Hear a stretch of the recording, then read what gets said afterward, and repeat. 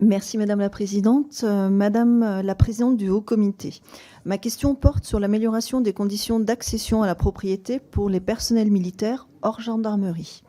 La constitution d'un patrimoine immobilier est un objectif de la population française comme des militaires.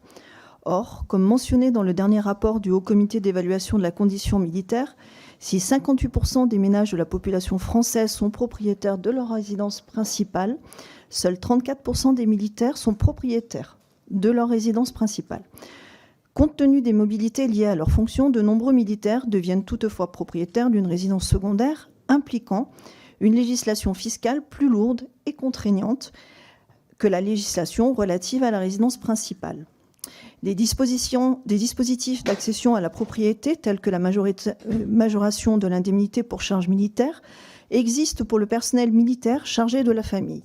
Mais ces dispositifs ne concernent que la location. Pour pallier à ce manque, lors de la précédente LPM, le gouvernement a doublé le montant maximum du prêt habitat accession, passant de 15 000 à 30 000 euros. Cette mesure ne semble toutefois pas suffisante, notamment au regard de la hausse des prix de l'immobilier.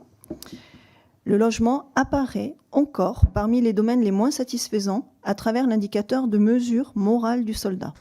Ma question est simple. Quelles seraient vos recommandations afin d'améliorer les conditions d'accession à la propriété pour les personnels militaires hors gendarmerie? Je vous remercie. Sur la condition d'accession à la propriété, le Haut Comité s'est posé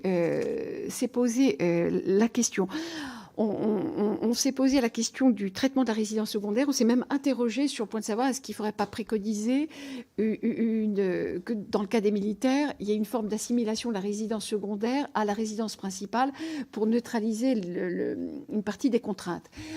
On s'est demandé à ce moment-là s'il n'y aurait pas une question de rupture d'égalité, s'il ne faudrait pas à ce moment-là poser une condition plus générale pour les personnes soumises à une exigence de mobilité. Parce que les militaires, même s'ils sont soumis je l'ai montré, à une exigence forte, ne sont pas les seuls à l'être. Donc c'est la raison pour laquelle on n'est pas allé jusque-là.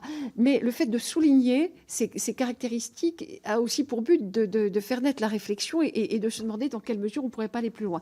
On s'était posé aussi la question, à nouveau sur la question sur l'accession à la propriété, de se dire mais pourquoi on ne fait pas ce que faisaient à un moment les assemblées, mais elles ont cessé de le faire il y a 10 ou 15 ans, qui était un prêt 1% en faveur des militaires pour l'accession à la propriété.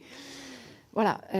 En 2020-2021, au niveau des taux d'intérêt, la comparaison a été moindre. Si les taux d'intérêt remontent, c'est une question qui peut à nouveau se poser. Mais encore une fois, à ce moment-là, c'est sur quelle base serait financée cette aide directe. Voilà.